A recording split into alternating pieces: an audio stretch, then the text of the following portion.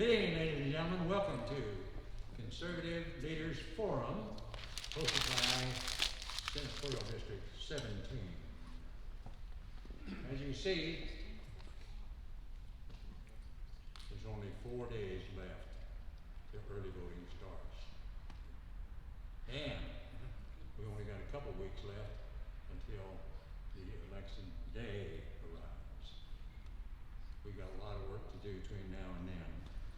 I'll start you off with the opening information here, and I want to call on Jeb Strickland, if you would come forward and give us the opening prayer from here. Right now? Right now. Right now. Right this minute, Lord. If you would please stand.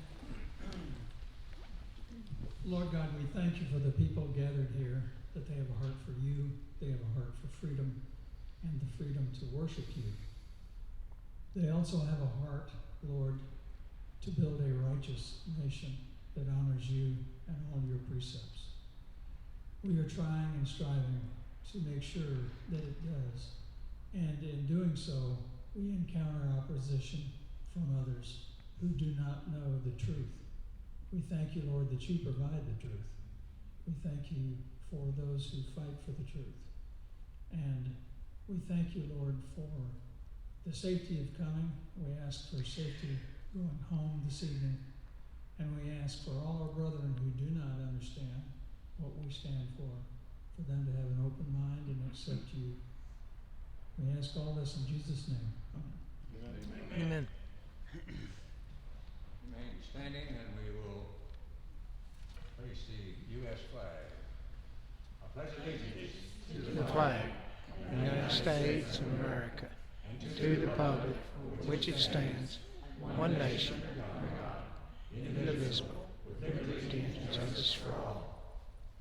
And now the Texas. Honor the Texas flag and pledge allegiance to the Texas. Be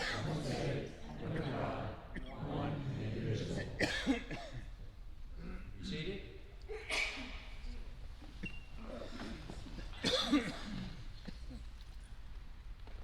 You know the bad news. Everybody knows the bad news, whether they're liberals or conservatives. All of those things are going on right now, but we also have some good news. This is a letter. It's from the Secretary of State. Chad Ellis is the head of the Forensic Audit Division for Secretary of State. And he sent this letter to the new election administrator. He came from Washington, D.C., so you know he's pretty much in the same mold as the previous one. But what it covered, Secretary of State is the authority on the Texas Election Code. That's a very thick book. Some of you have read excerpts from it. Everything we're supposed to know. And one of the things that they did was they looked at what had happened in 2020. Now, the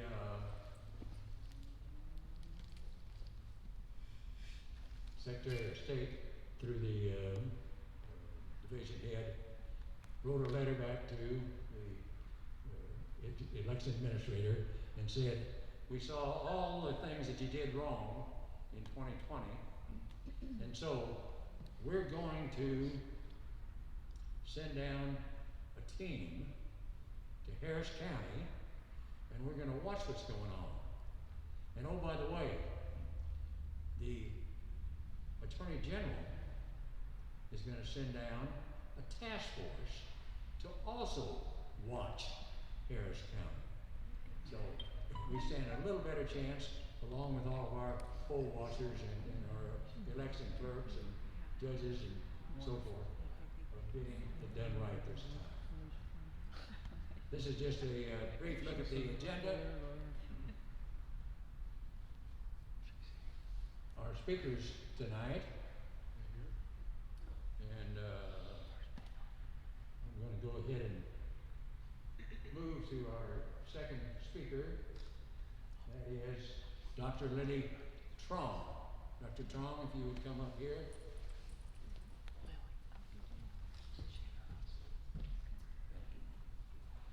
Does that need to move down? Pick it up. There you I'd go. like to move around. Thank you very much, Gal, for introducing me. I'm very honored tonight to be here. I'm running for State Representative District 149, and this is part of my district, and you sit in here. And with my priority, of course, I want to do a lot of things, but part of my priority, because I'm on the school board leave right now, so I'm very concerned about the school, how the teacher teach our students in the school, and I want to stop the propaganda about, socialists. Because I see in 2020, so many teenager students, they brag about socialists to the point that even I sit in the restaurant, it just really bothered me. I have to come to their table and tell them, okay, so tell me all about what you're thinking. So the student go, oh, this and that. So I let them speak all the way. I go, now it's my turn. I go, first of all, if social is so good, why would I leave my country and come here? And I have to learn English, I have to go through everything. That's one. With the second thing is, I asked them, do you guys have allowance? They said, oh yes. They go, would you like to keep your allowance? They said, yeah, some of them said, my parents give me $50 a week, some of them said $100 a week. I go, but under socialist country, you don't have that privilege anymore. And I tell them about how Vietnam, they changed the money.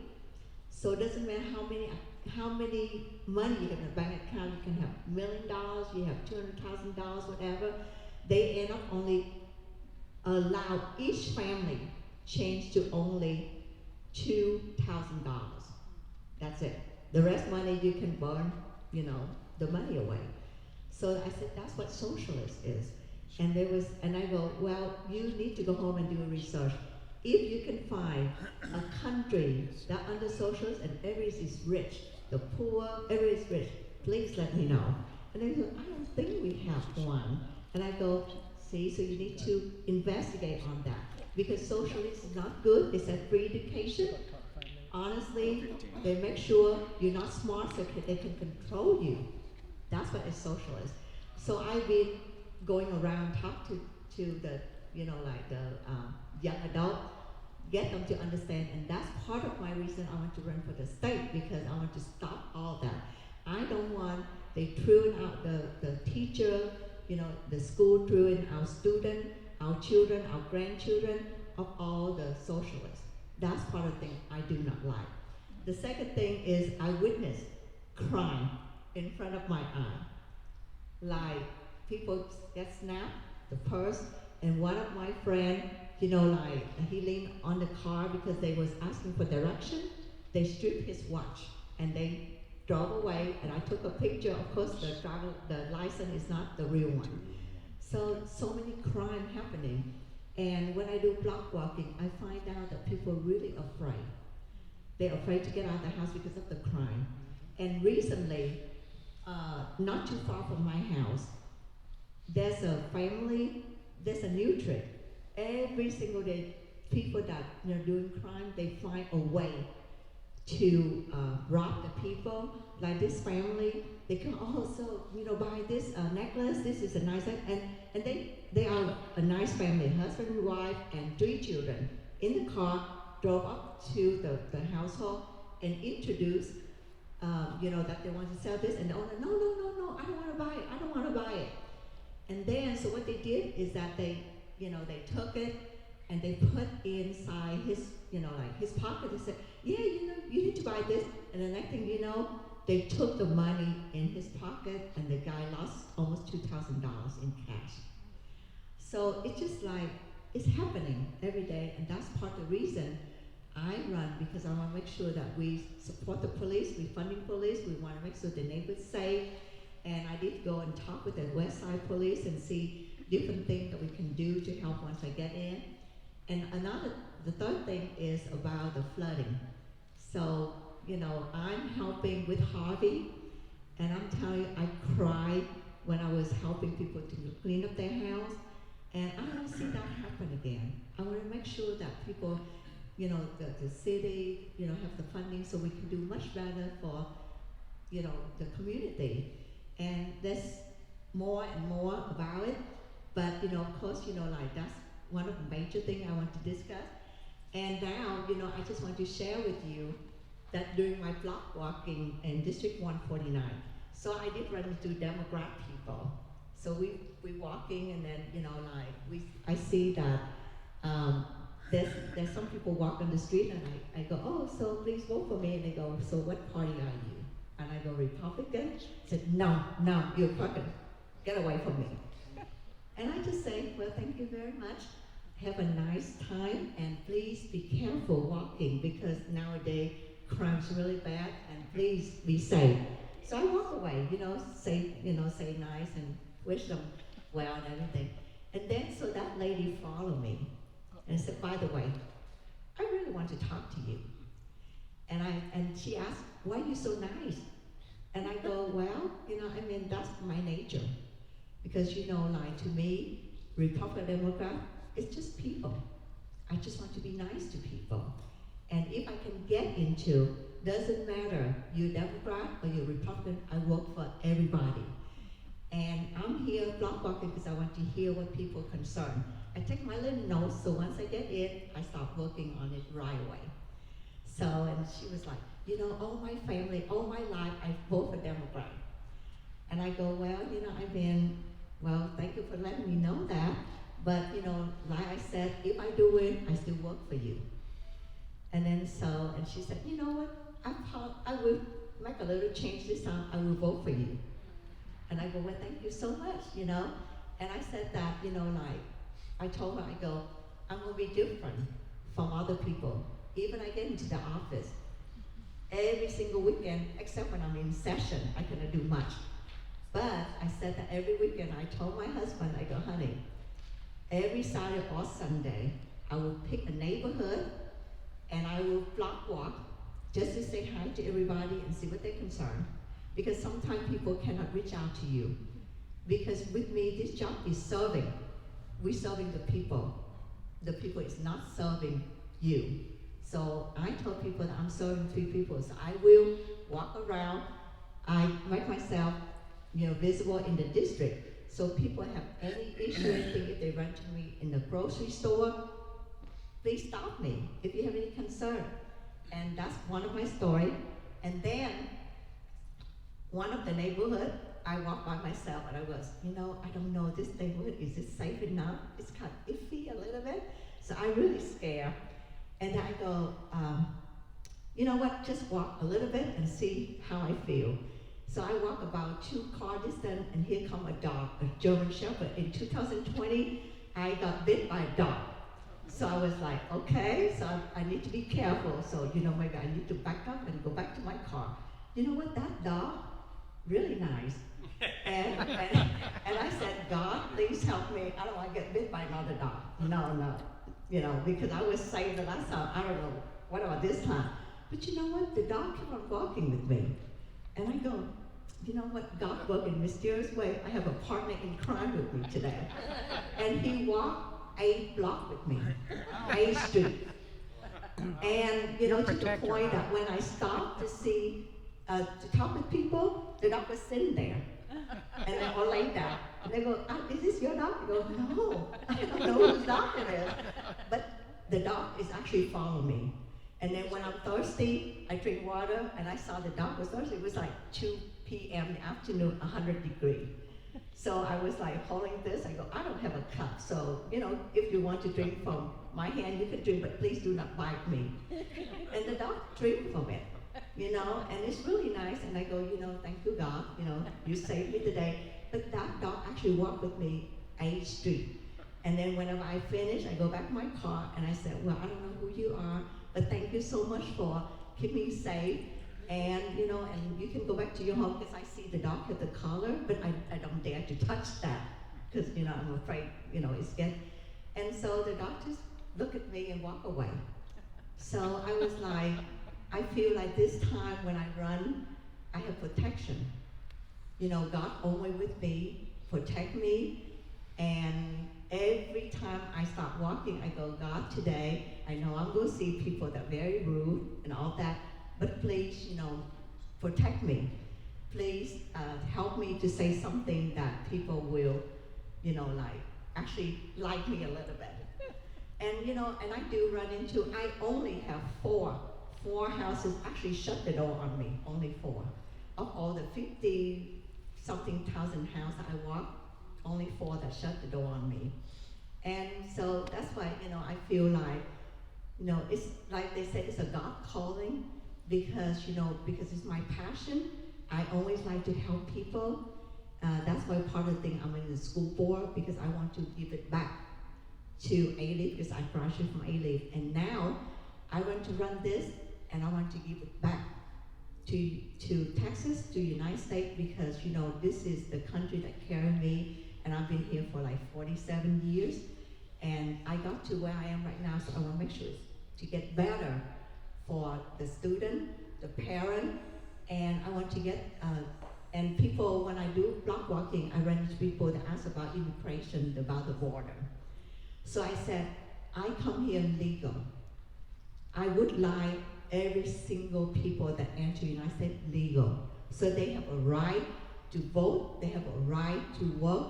I don't want people to have, you know, like really bad labor, because you cannot legally, you know, work in here. So when I speak with Hispanic community, I said that, I go, you know, I know that you would like your people to get better, but at the same time, I want to make sure that everybody get equal opportunity when they come to the United States, because this is a freedom country, freedom of speech, freedom of everything. And they said, oh, I really like that. And, you know, so, you know, and we do the same thing too. Because when they see their, you know, friend, you know, from people from their country have to hiding, you know, cannot go legally work, they don't like that either. So that's, you know, I talk with a lot of Hispanic, and some of the household, they cannot speak Spanish. Cannot speak English, I cannot speak Spanish. And so they really nice, they go, wait. And then I go, okay. And so we do Google Translate. Or they call their family member out and translate for me. So it's just that I feel like, you know, they really want to talk to you. It's different from 2020. 2020, when I block walk, I wear gloves, I put my push card. I just want people to know that I'm very careful. And then when I walk away, I just want to see, they wear gloves, they took my push card directly to the trash can and throw it in there. I was like, yeah, that's 2020. But this time when I block walk, I was walking in this side of the street, and then, you know, like another friend walked on this, and they go, are you the candidate? And my friend said, no, she's the candidate right there. And the people was, can I meet the candidate? And so they go, Lily, somebody wants to meet. So I ran over, and they go, can I shake your hand? I go, sure. And they go, you're not afraid of COVID, right? I go, no, it's just a flu and early, you know, back you told me, it's just a cold, not a flu. And then so they go, can I ask you no question? I go, what? Can I help you? I go, sure, please do. You know, and they say, oh, you're so friendly. And I go, that's what I am. And even though you vote me in, I'm your state representative, I'm still like this. I'm not going to be up there and say, oh, I don't want to see people. No, I will still see people. If they want to hug, I hug. When they shake, they whatever, I will put the effort to go and see people. Yes. What is the ethnic makeup of your district? So I have, the Asian is about 21%, and the African American is probably about 20-something%, 26-something%. The Hispanic around 23, 24%, about 30%. So, and Caucasian, I would say about 20%. Yeah. Pretty mixed. Yeah, Do it's they pretty know, have they ever seen Hubert Wong or whatever his name is? Go? Thank you for asking that question. So she asking, they ever seen Hubert, my opponent? So I ran into several people, and they are Democrat, of course. They said, well, you know, I'm Democrat, I vote for Hubert. I go, well, you know, I mean, I probably cannot change your mind. But I asked them, I go, yeah, have you ever seen him? They go, no, I never seen him. And I go, why would you vote for a person that you cannot contact or don't see? And they sit there and they go, well, I don't know why, you know. And then I go, well, then, you know, just a question for you. And then they go, why can you change to Democrat? I go, that's a no question. And they ask me why I don't stand on the Democrat. I go, one thing, I'm against abortion, big time. I don't agree with that, and you know, so I can never on the Democrat side. And then so they said, well, you know, they should, you know, think about it. And I go, you know, I'm here in real person, and you're gonna see me in real person. If you vote for me, I never disappear. So they go, well, you know, I'm gonna talk about it with my wife, and we probably vote for you. So, you know. The Asian community tend to be Democrat also? No, actually, the Asian community is, I would say 98% is Republican. I thought so. Yeah, but because long time ago no one run, only Hubert Barr run, so they vote for Hubert. And all these years they continue voting for Hubert because there's no one they see suitable to replace that in the Vietnamese side. And until I come along, and then that's another story. So a few of them still vote for Hubert, the husband, but the wife, so for them, no, I'm gonna vote for Lily because she's a woman. So now we have a split in the family. So I go, oh, I hope they don't fight about this. And you know, and I do go out and I meet with young people. And you know, like recently I went to an event last Sunday night. So I went to the young, you know, like student that go to pharmacy school because it's a scholarship for pharmacy student. And I went to like Asian student, and they was like, wow, you know, and I talked with them, you know, I mingle with them. They said, you know what, I never see a candidate or someone that run office, and I know you're on the school board that are friendly like this. And I go, yes, we all friendly, especially Republican, very friendly, you know. So they gonna vote. And when they say, oh, I'm gonna vote for you, I go, and remember, vote top to bottom, please. And with the Vietnamese community, we do, in fact, that we already have the letter sent out, and not yet, but I will email to the radio station to ask people early voting start, and we ask people to vote for Republican every single seat from top to bottom. And you know, I show them why we need to vote for Republican. We need safety, school safety, and of course, a lot of parents was afraid of how the school teacher, you know, the teacher teaching about socialism. They really afraid on that. So that's part of the reason I run. And so, Mr. T right there asked me earlier, why did not agree to debate with Mr. Barr? And I go, well, 3 station, 2 radio, and 2 TV and 3 radio stations. They asked me if I'm okay to debate. I go, yes, I will. But when they asked him, he said no. And then he just gave me an idea to challenge him to go and debate. But I know for sure he's not going to. But I'm not afraid. I just, you know, here. And if you have any questions, anything, please ask me. But this is the reason why I run, because this is my passion. I want to help people. I want to make this country better. Yes, sir.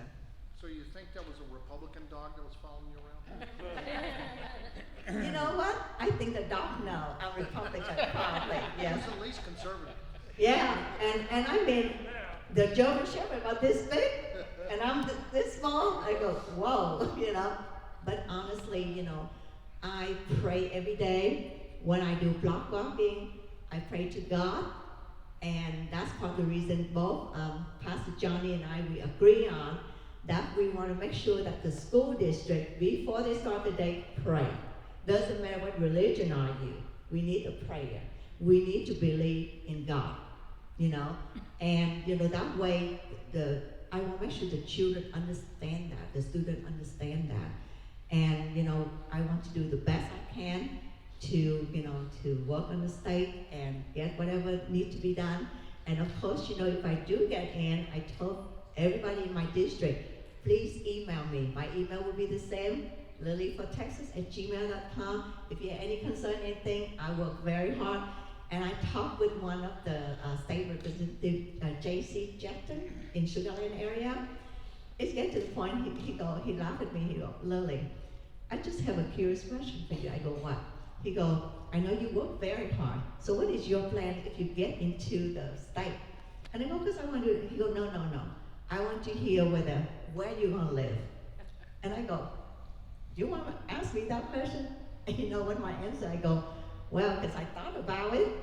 I know I can live in a hotel, but I cannot stand the laptop with the little bitty screen, you know.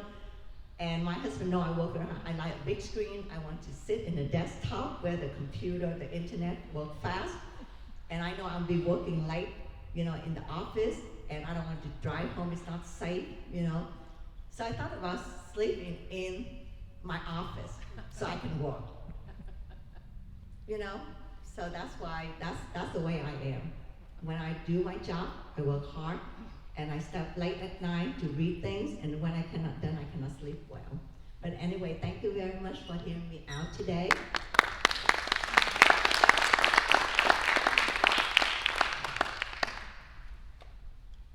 So I lived in HD 149 for many years. I was there when the current state rep came in. We need Lily Trong in that office, so give her all the support you can.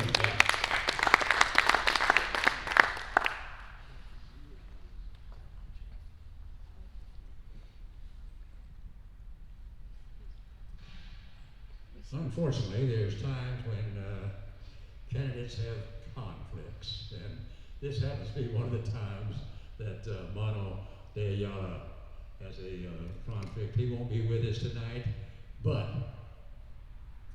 if you really want to know how a campaign's going on, you talk to the campaign manager. So we'd like to have Jessica Colon come up here and talk.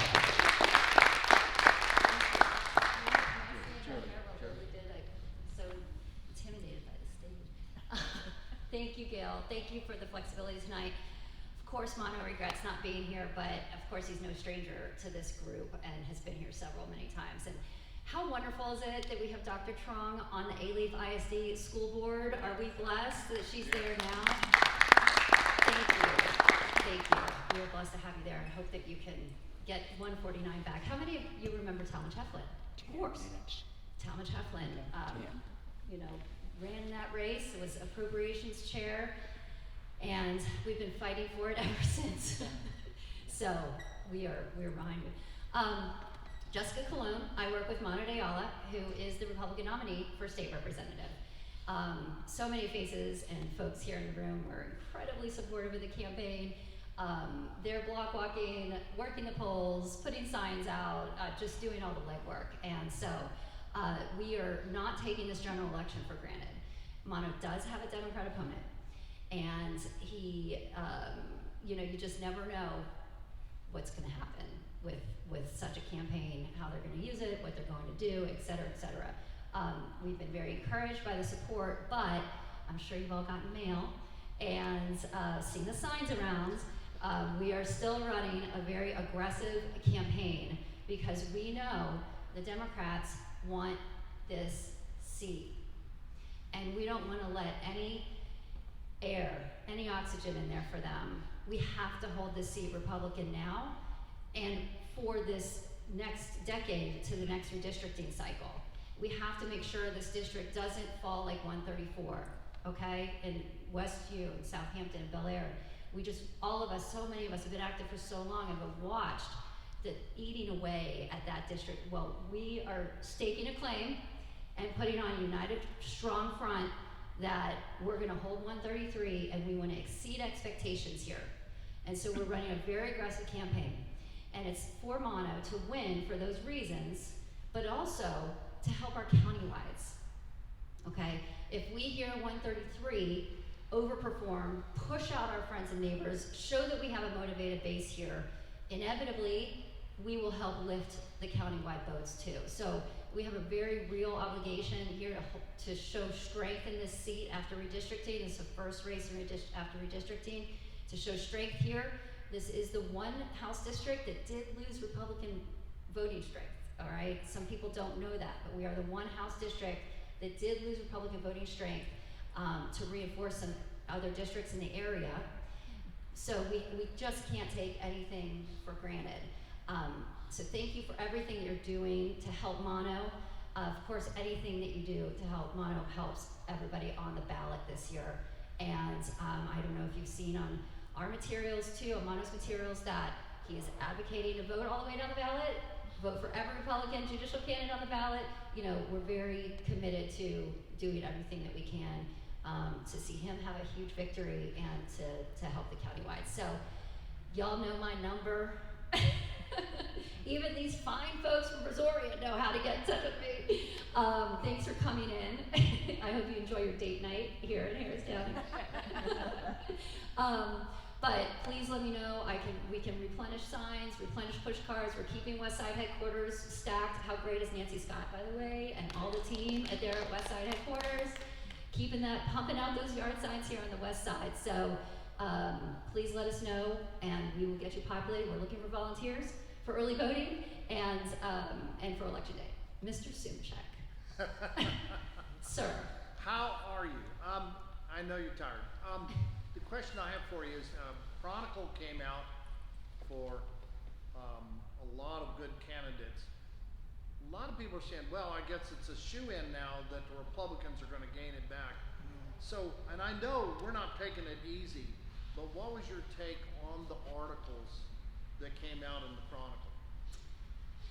Regarding Alex Yes. Miller's endorsement, and then they split basically 55-45 on the criminal district courts for Democrats, but we had about 6 of our criminal district court candidates get that endorsement. Look, it doesn't, when even the Chronicle has to acknowledge what is going down at Commissioner's Court, that Houston, we have a problem.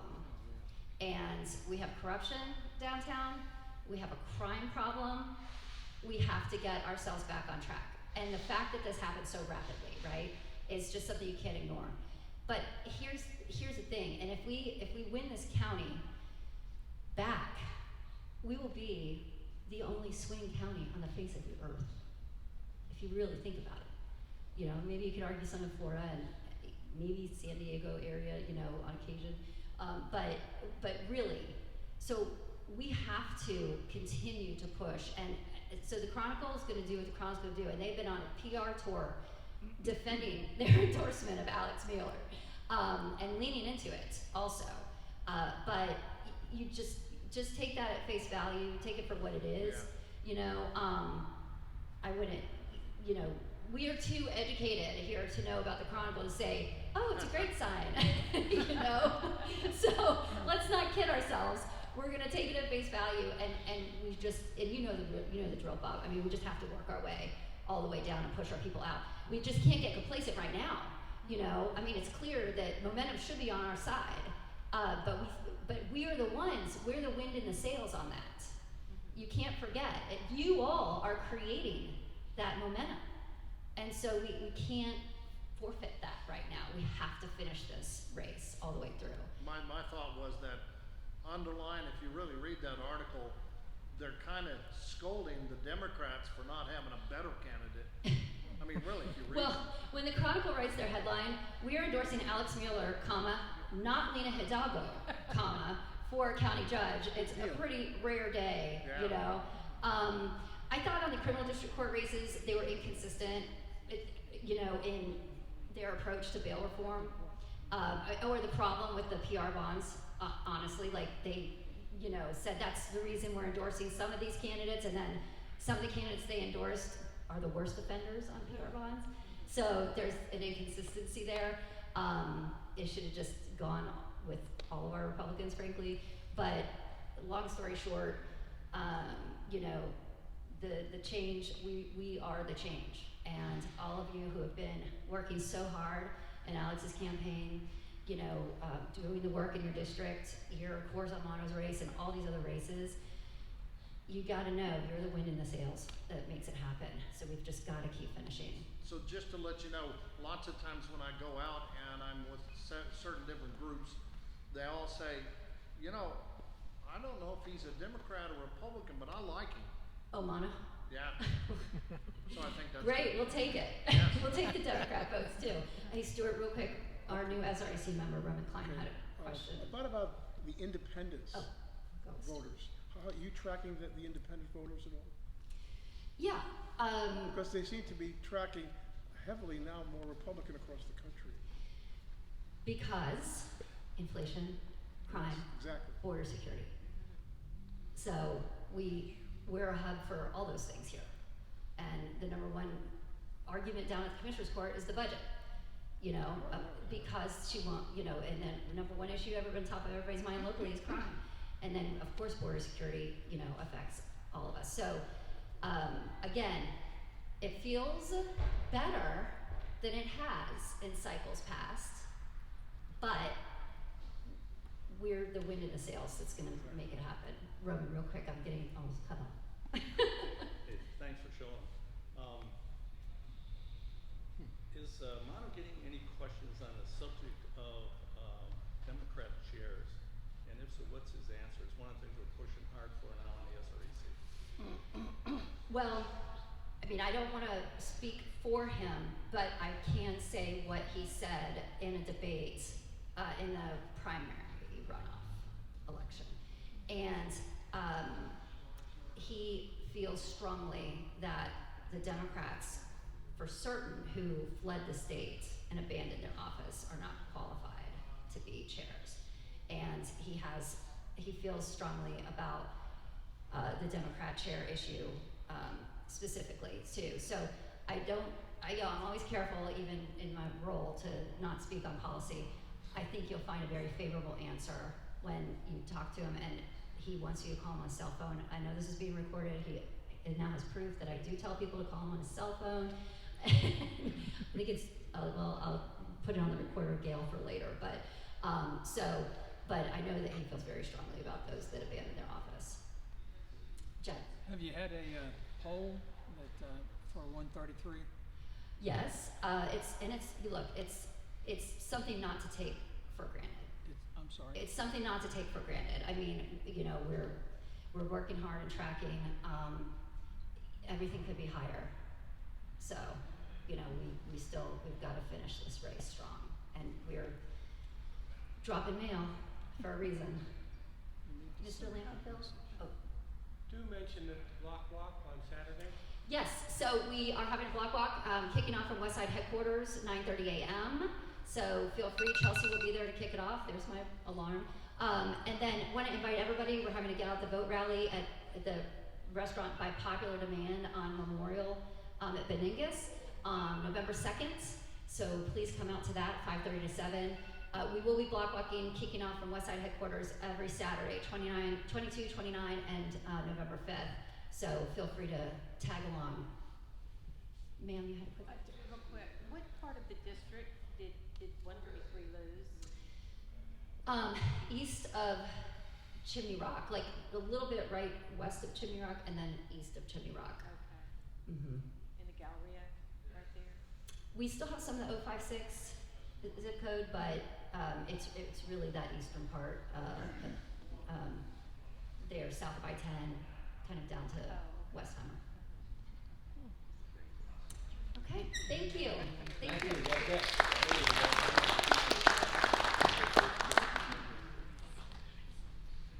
So when you're in the middle of an election and things are getting dirty and there's a lot of violations being reported, Alan Vera is right in the midst of that, and he's calling on some attorneys to help with the situations, and they pay them all. Mono Fiala volunteered his time. They didn't pay him anything to deal with those situations day in and day out. Just an amazing gentleman. So we need him there. Next,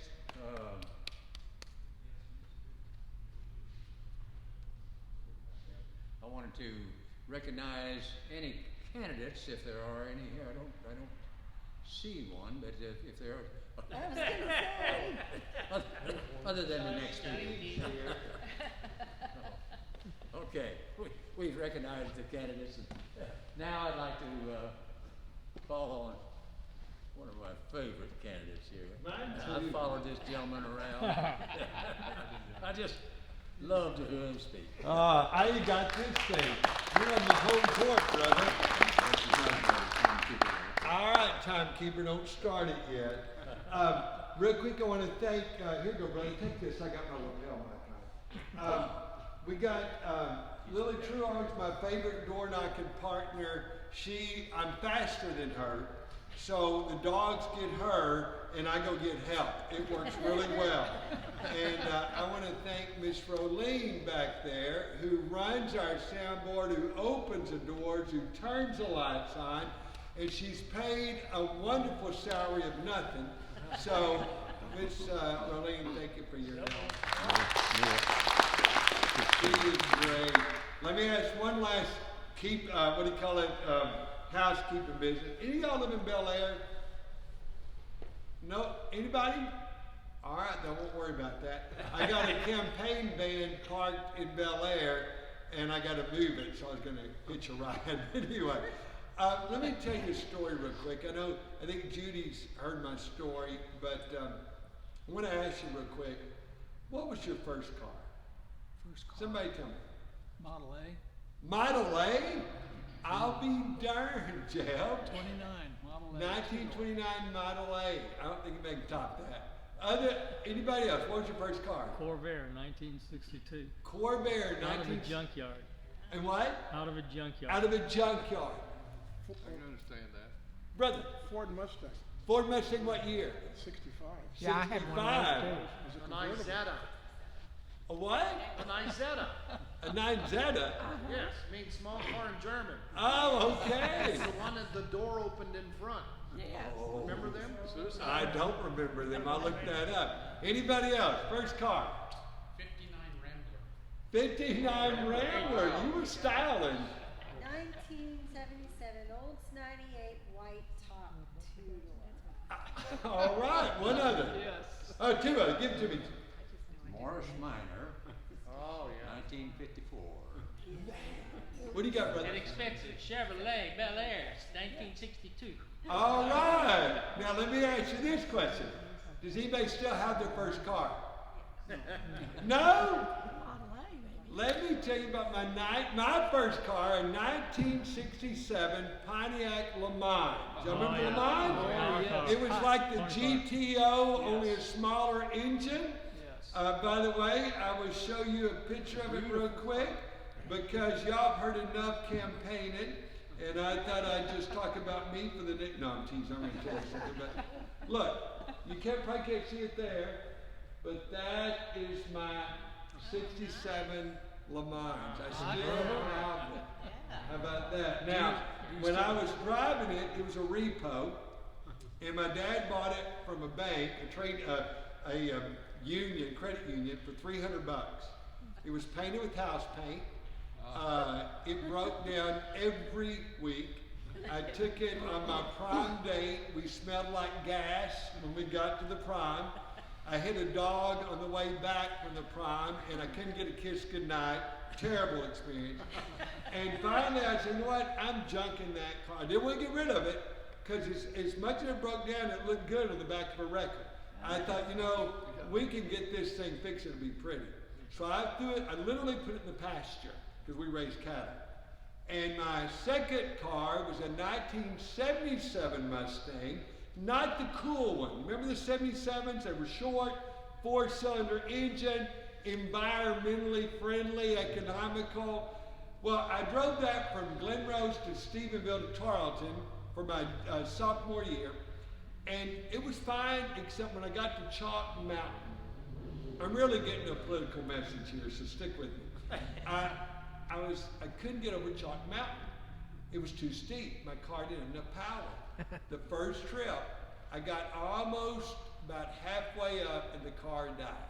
I started, it went a few feet and it died. I had to turn it around, run it back on down, got a long way away from Chalk Mountain, cranked that bad boy up to 80, 90 miles an hour, hit that Chalk Mountain, got right at the top, about 5 miles per hour. I could hear it saying, I think I can, I think I can, I think I can. And I made it to Tarleton. Well, I decided I can't keep doing this. Told my friend at college, goes, Johnny, you need to yank all the environmental bull off of it, and you need to put a header on it. Now, you men know 8-cylinder, you have 2 headers. But in a 4-cylinder, 1 header? And my friend said, Johnny, I was at the salvage yard the other day, I saw a 77 Mustang, totaled, but it was like yours, and it had a header. I couldn't believe they had a header. He goes, you go pull that off, I'll put it on for you. So I went there, and I walked up to that old Mustang that had been wrecked. It had no rear axle, no back seat, the trunk lid was gone, the steering wheel was crushed, a hole where the radio set, no carburetor, no battery, no hubs on the front. That car had been picked apart. All that was left was a header. And I pulled the header off the block, and as I walked away, I started thinking about that old car. That car at some point was someone's treasure. That car at some point, someone drove it out from the lot, and they went around the courthouse square looking at themselves in the store windows. That car was probably on the first date. That car probably had tin cans tied to the back when they got married. That car probably made a trip to the hospital to pick up the firstborn baby. And now that car sits out in the salvage yard, being picked apart and waiting on the crusher. My contention to you today is this. That's what America is to a lot of people today.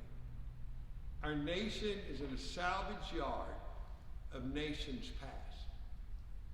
People don't even identify as Americans anymore. They take what they can get from this country, and they will keep taking as long as they can take. And I continue today, this nation was not created to last 100,000 miles. This nation was founded and created to last in perpetuity. This nation has become the scapegoat of everything wrong in our world.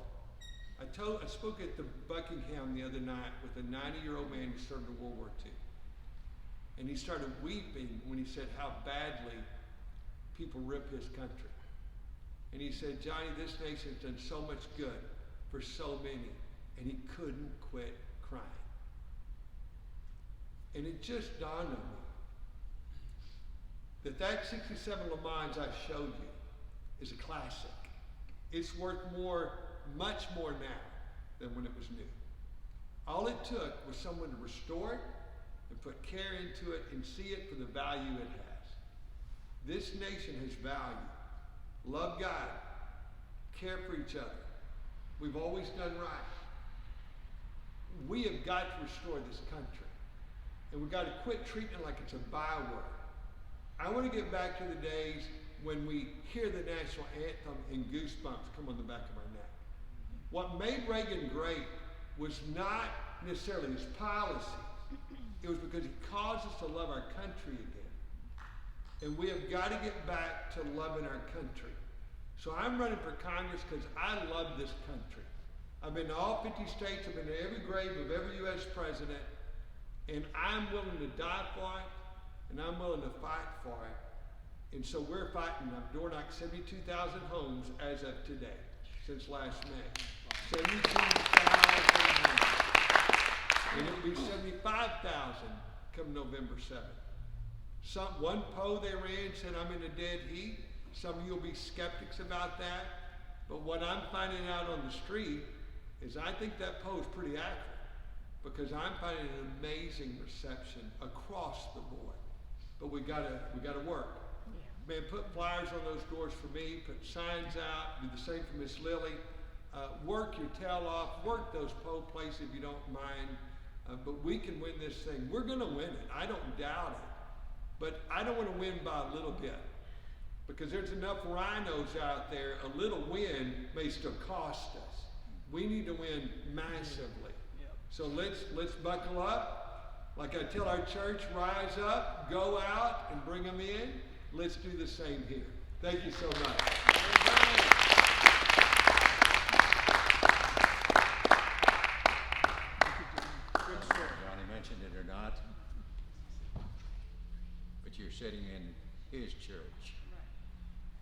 Dr. Johnny Teague is the pastor for church. Did Johnny turn me off? Dr. Johnny Teague is the pastor of the church on the cross. So, find the button here.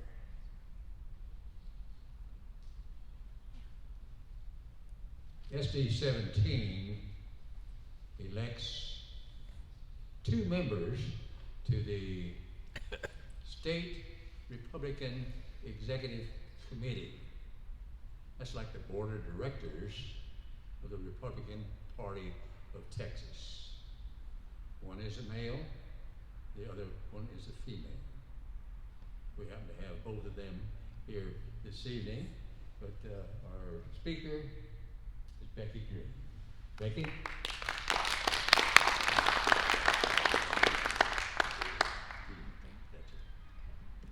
I'm technologically challenged. My husband will vouch for that. Hi, everybody.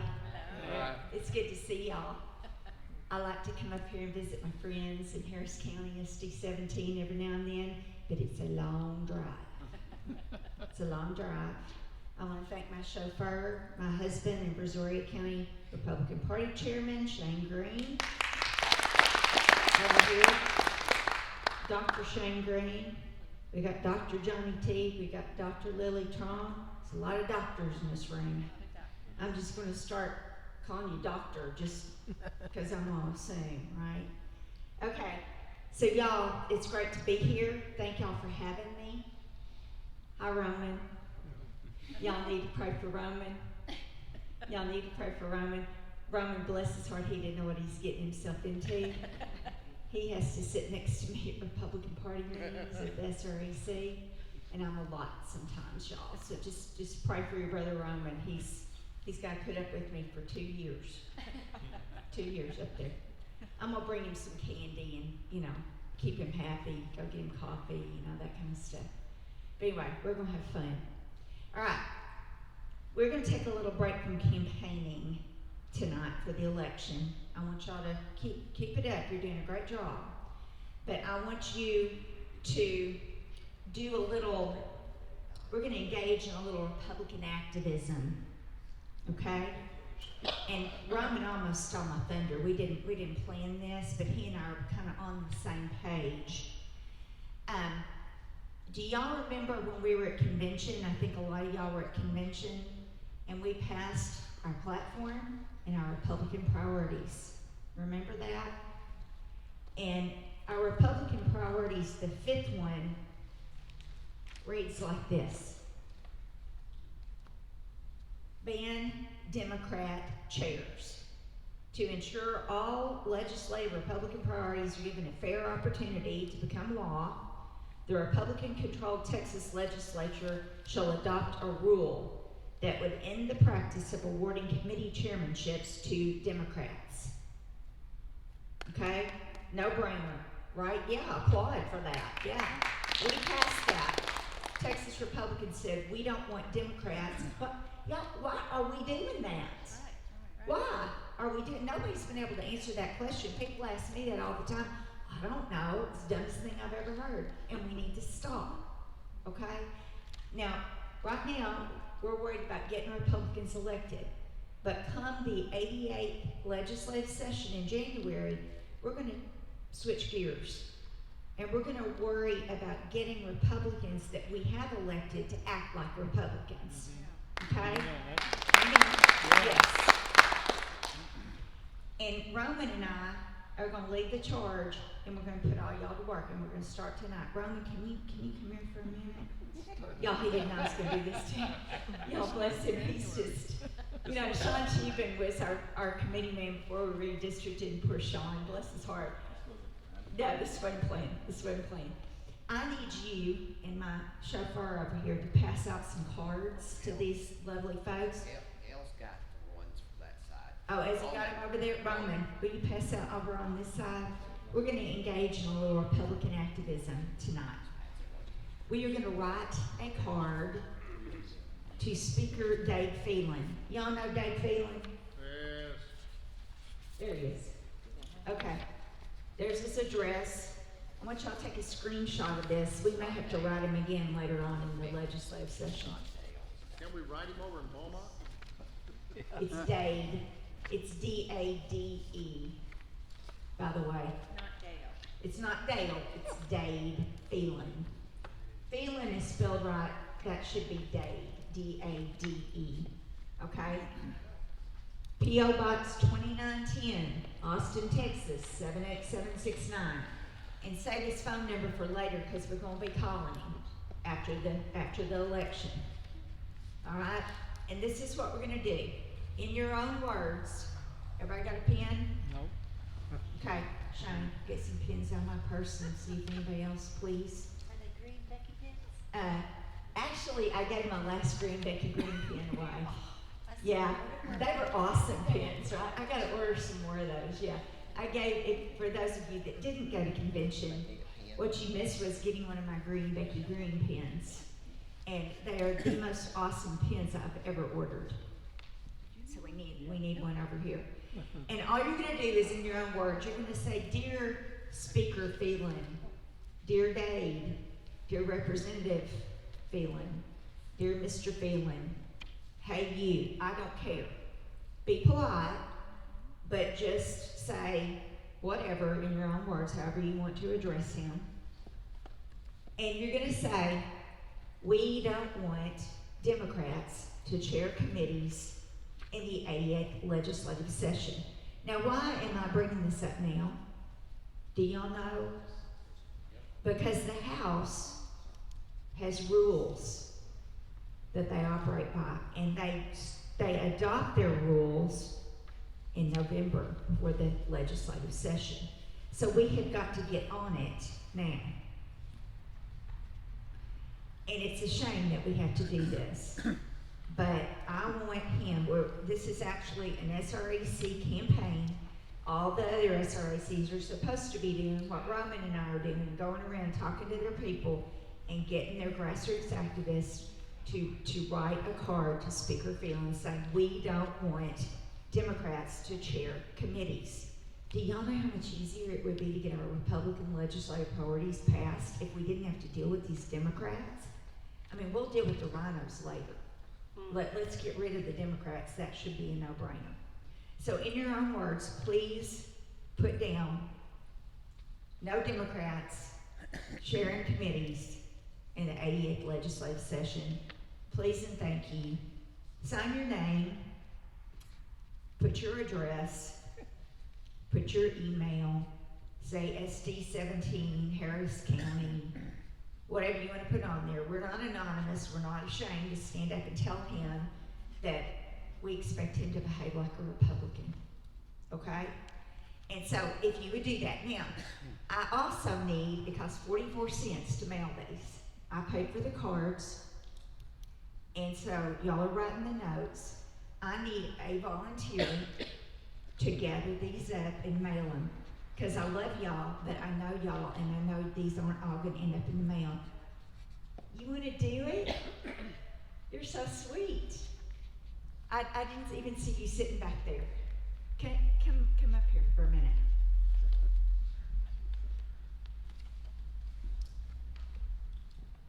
I didn't know you were in here. Y'all know Jennifer Knesset? Yeah. She's Representative John Huffman's staffer.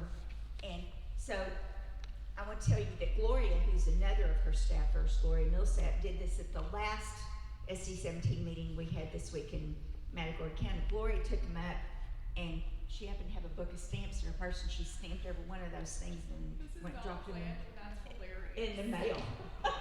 So now, hey, if you want to know where Joan Huffman stands, you know her staffers are helping us out here, contacting the speaker. Y'all know we don't have the same issues with the Senate that we have with the House. The House is just a different animal. And so this is what we have to do to make our voice heard. And we want these cards to be dumped out in huge bags from all over the state of Texas so that the speaker knows where we stand and what we expect. When does he appoint the chairs? Well, they have a meeting and they adopt the rules in November. The rules as to whether or not How, Democrats yes, chairs? yes. And apparently that's when this issue is addressed. Now, this is not my area of expertise. I am sort of following instructions from another SREC member, David Wiley, who this is his, you know, we all kind of divide and conquer on the SREC. I'm the vaccine mandate lady. Okay? But I do help my brothers and sisters on the SREC, and so this is his deal, and he says that at the end of November, they have that rules meeting or whatever, and a lot is done in that meeting, and we want to make sure that we contact him now before we get the, oh, sorry, it's too late, you should have told us before we made the rules. Okay? Okay. So did you have a Oh, question? that was my question. Can we mail it now? You can mail it now. I want somebody to collect these and to mail them. And if y'all don't mind, since it's 44 cents a piece, if anybody's got 44 cents or $1 or something in their pocket, oh look at this. She's gonna pay for the postage. I love it. You're my new favorite person. Okay, so Jan is gonna collect these. She's gonna drop them in the mail to Speaker Phelan. Okay? Thank you for helping us. Yes. I understand you got 5 minutes left. Okay, I got 5. Okay, all So right. would it be a good idea to talk to our representative about how we feel? When about the election is over with, Let them know. yeah, Dr. Lilly, when Dr. Lilly's your rep, because she's gonna get elected, y'all, I can tell you right now. When she gets elected, see, you don't even have to call her because she knows. Right. She knows, because the representatives will all vote on this, okay? And so we need Republicans to act like Republicans and vote for this. Yeah, vote for banning Democrat chairs. If it were the other way around, do you think the Democrats would allow Republican chairs? No. Absolutely not. Why are we doing this? So, little Republican activism. Now, speaking of Republican activism, in January when that legislative session starts, Roman and I are going to have an SD-17 training camp. This is something else Roman doesn't know about. He's looking at me like, what? No, we're going to take y'all, we're gonna meet y'all in Austin.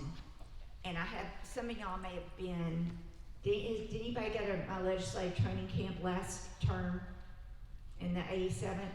Okay, we meet in Austin. We meet up at the Capitol. We tell you where to park, we give you a map. We meet you there. We meet you outside the door, we show you how to get in. Back then you had to have a COVID test to get in, they don't do that anymore. You go in, you go through the metal detector unless you have a concealed handgun license, and then you can carry your concealed handgun, show them your concealed handgun license, and bypass the metal detector, which is great. My husband loves that. And so you can go in. We tell you, we show you where everybody's a doctor, where Senator John Huffman's office is, and she was gracious enough to meet with us. Okay. But during the last time we did this, she had 18 of us sitting in her little office, bless her heart, and she sat and took questions, and she was very gracious, very, very gracious to do that. So we're hoping to do that again. Representative Cody Vasut usually meets us, and he shows us where to go testify. We'll find your particular House rep's office so you know where to go to their office. It's very people friendly. It'll be Manna. Very people friendly. What? It'll be Manna. It'll be Manna. Yeah, we'll go. Yeah. So we're going to do that. So I don't have a date yet. It'll depend on when Cody can meet with us and do all this, but Thank you. that's what we're gonna do. So y'all just remember that in January we got a road trip. Okay? That's right. Road trip coming up. We're gonna go visit Dr. Lilly, you know, and all the Senator Huffman and all that. So I want as many of y'all to go. We're probably doing it on a Friday. Okay? All right. Anybody got any questions? Y'all go pray for Roman, right? And me, yes, I need your prayers too. And pray for Shane over here too. I mean, this poor man is hauling me all over the state, and all he's worried about right now is getting signs out at polling locations in Brazoria County. He's texting like crazy. Y'all got any signs? Where's the sign? Who's got the signs? So, you know, we're deep in it. And I also want to tell y'all that back in my previous thing, I need to add something. I am now the grandmother of a beautiful 2-month-old little girl.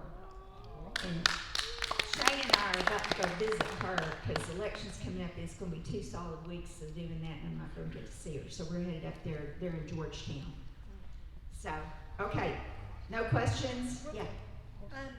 Who in Brazoria are your, if they are multiple House reps for the Congress, not for the state House? U.S. Congress, we have Troy Nels in 22, Reedy Weber in 14. Can you give me a Troy Nell sign for my yard? I've been trying to get Fort Bend and Bobby's not paying me no attention. Shame on Bobby. I Shame have on Bobby. tried. I'll have to look and see if I got it. I know, Bobby is not answering my text or returning. And we also have Troy probably didn't have time. Al Green and He's got him, I've seen him. what is he 7? Not 7. Have you ever seen him smile? Who, Al Green? Yeah. I've never been in the same room with him. I try not to. I don't watch TV because it makes me mad. I've never seen him smile. I avoid him. I just don't want him in Brazoria County. We could use some help with Troy Nels, and the reason why is when we talk to Mary, Bobby, or even the staff of North DC, they've been told from Nancy Pelosi that we're not part of his team yet. We have to wait till next year. But You're voting on him, aren't you? Right? yeah. Then you're part of his team. I know, but they really believe that's true. Harris County will tell them. We got that like 12 these guys. precincts in all of Harris County that got Troy Nels. Yeah. And we can't get any. The moment they find out where we live, they People shut us don't know off. that he's gonna be their new congressman. Shane, you got Troy Nell's contact info over there? You texting him right now? I can at least drop signs, like where's Okay. the best location. Katie, South Katie. I'll make Mason, sure they're there. South Mason, Those are what kind of sites, Jen? So Mason, Troy Nell signs. Oh, okay. Good deal. Good. thank you, love. There you go. Shane will hit him from his end too. He's got some Troy Nell's contact people. Troy is new to SD 17, and so Shane has dealt with him in Brazoria County, but I've not. He's spoken to us in group. Yeah, He he's had a- us come speak. He's a great guy, but yeah, Just yeah, win. yeah. Just not feeling the love yet. He's He busy. don't need He that. just is underappreciated. Talking his book too, so, Yes, and I bought that book. good book. Yeah. Shane's got a handful of those books he's been carrying around, passing them out. So, yeah, I know. We've been seeing him a lot lately too. That's okay. Okay, Gail, Gail Stelzenberg, where are you? There you are. Folks, it has been a pleasure. And y'all know, y'all have the Becky Green pens, right? So y'all know how to get a hold of me. If you don't, Gail's got my number, Alicia's got my number. And if you can't get hold of me, just call Roman. Okay. All right, thanks y'all. Thank you so much, Becky, and I was gonna recognize Roman Klein, but Becky did an excellent job. Beautiful red shirt there. So, if any of you wrote that D-A-L-E, it's supposed to be D-A-D-E, okay? But they'll make the corrections, they'll put the little loop on the bottom. Take care of that. That's just my big fingers. I didn't find out about it until we had everything set up on the screen, and I slipped that piece in there for Becky. So, I want to talk to you guys just a minute on some of the things that are going on in SD 17. These are the guys that make up our board, if you will. We have 4 officers, and we have, and let's see, Felicia's one of the officers here. We have 7 region coordinators, and we've got Jeb Strickland is here, Mills Worsham is here, Bob Simachek is here. Who else am I missing? Anyway, some of the regional coordinators are here. They're the guys that are putting all the precincts together to go out and block walk and build the teams and so forth. So, I don't know, Felicia may have put this together. Yeah, But that looks like I copy some of her stuff sometimes, but 84 precincts in here. We got 80% Republican turnout. We go from Waller County all the way down through and across the Galleria down to the Fort Bend area. 225,000 voters in this 5 congressional districts that we touch on, 7, 8, 9, 22, and 38, the new one, 38. 10% turnout. Now, we're talking about in a primary, so that's pretty good for a primary. We'll do better when it comes to the general election. And but some of them had a Republican advantage of high as 5-1. So great district. We still got some open precincts that we need to get filled. We're recording this information, and so I'm going to send it out to you, and I'll let you read about all the great things that are going on here. But we divided it into these 7 districts, and there you see them marked on that map. That's not the greatest map in the world, but you see them marked on there.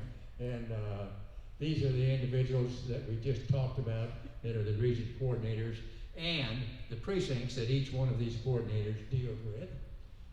We also have 8 committees that deal on a variety of other topics, and we have a number of SD 17 members that are tapped either by C-election or election to serve on the Harris County Republican Party committees. So there's a number of people in this room right here that are serving on those committees. One of the committees that I happen to be on is called the Ballot Security Committee. And I wanted to just show you, we're focusing on the election right now, but after November 8th, we're going to focus on the next go-round, and I'm going to have each one of the individuals that is a representative on these HERP committees give you a little report what's going on.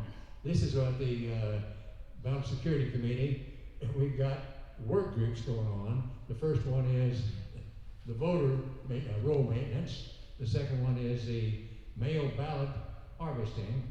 I happen to be on that particular work group, and I deal with the old folks.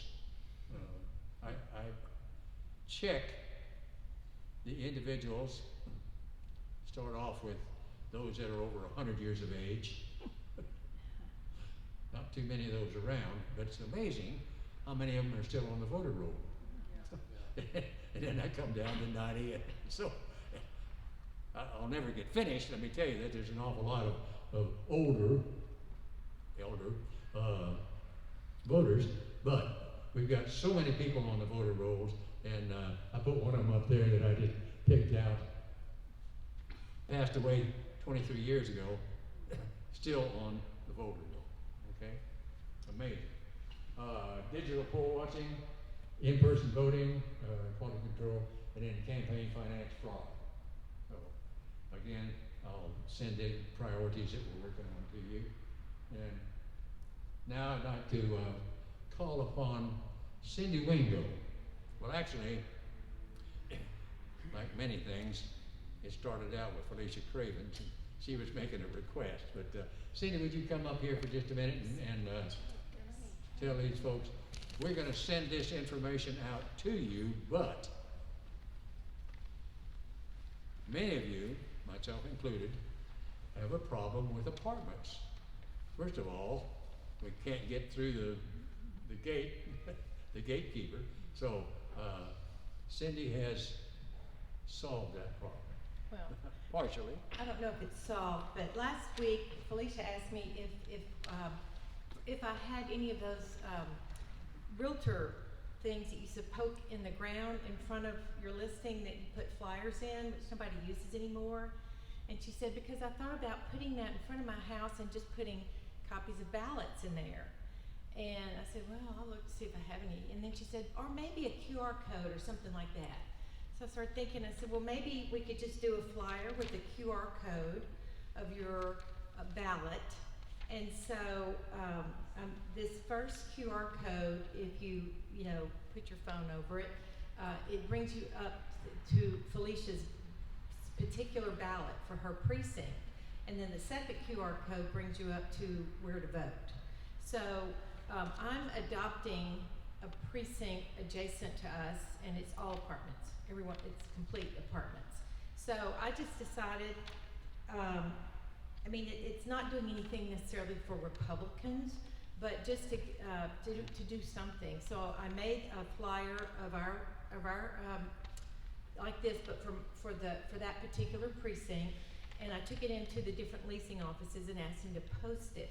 And most of them were like, once I explained to them what it was, everybody was, pretty open to posting it, by the mailboxes or wherever they do it. But as a precinct chair, you could also maybe post it in front of your house and just say, come look at your ballot before you go to the poll, or you can deliver it, and it's just an easy way to get the ballot out to people. So that's it. So how do we do one of those for our precinct? Okay, so there's a lot of free QR code generators on, you just Google a QR code generator and you just copy and paste it and put it into a Word document. And you go to Harris Votes, find your ballot, copy that address, and then you go to the QR code generator and you just copy that address into that. I stuck that in for you. Oh, you sure did. Okay. And then you just copy it in there, and then it'll generate a code, and then you just copy and paste the QR code onto your document. You do the same for voting locations. So on here, I just put scan here for voting locations, put in your address, because what it does, it pulls up and it's, you put in your address and it shows you the voting locations closest to where you are. So it's just an effort to try to get people to look at their ballot before they go into the voting booth, or they're going to be very shocked of how long it is. So, yeah, long time. Okay. What tablet did you use for the? This is just a Word, and then I saved it as a PDF. Okay. Either one, just print it off. There you go. Good job. Thank you so much, Cindy. Good job.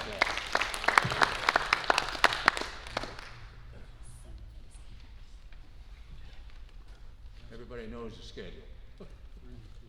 We gotta get ready for November the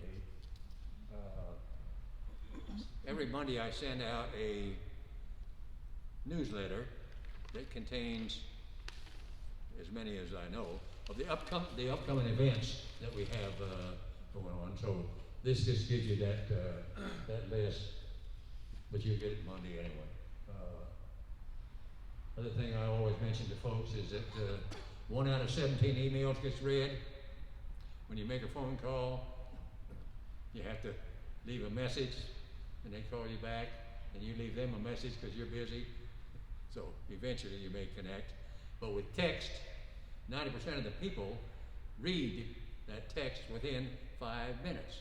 So this is an opportunity where you can use a mass texting program to send out all of the information to your voters. So I want to, Newell, thank each and every one of you for being here this evening, and we'll look forward to seeing you November the 17th. Oh, yes, Roman. Okay, I want to remind everybody. Come up, please. Well, I don't come up there. I need to remind everybody to vote the whole ballot. Now, you've heard that how many times? However, I was told a story last week from a judge that was on the 2020 ballot. He was the number 12th candidate of the judges, and there were 12,500 vote drop-off from the number 1 person voting Republican. The end of the ballot, there was 105,000 vote drop-off. And he said that if he had a quarter of those votes, he would have won his election.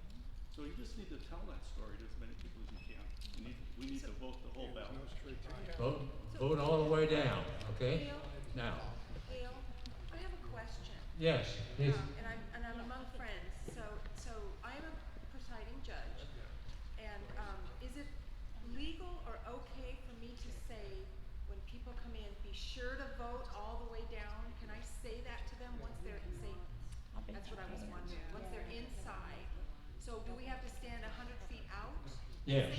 You can say that when you're 100 feet away. Well, that's what I mean, 100 feet out from Right. the The way we got around it in March is we That's the kind of Yes. encouraging them. It's a really long ballot, but you can do it. You're gonna be out of here. We've already been We're, telling we're just unable to instruct people Exactly. how to vote. And you tell them, Let me turn it tell off. them, say